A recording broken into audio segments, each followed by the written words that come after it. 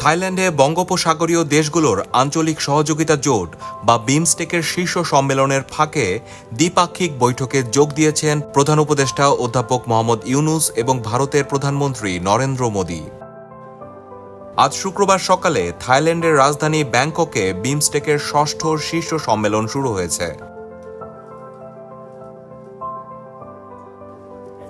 বাংলাদেশে অন্তর্বর্তী সরকার দায়িত্ব গ্রহণের পর প্রতিবেশী দেশের প্রধানমন্ত্রী নরেন্দ্র মোদির সঙ্গে অধ্যাপক ইউনূসের এটাই প্রথম বৈঠক।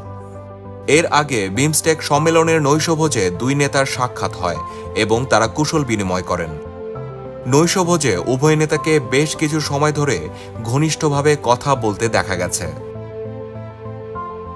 পর্যবেক্ষকরা বলছেন, শেখ হাসিনার নেতৃত্বাধীন আওয়ামী লীগ সরকার পতনের পর গত ৮ আগস্ট ডক্টর ইউনূসের নেতৃত্বে অন্তর্বর্তীকালীন সরকার গঠনের পর এটাই হতে চলেছে বাংলাদেশ ভারতের মধ্যে সবচেয়ে বড় কূটনৈতিক অগ্রগতি।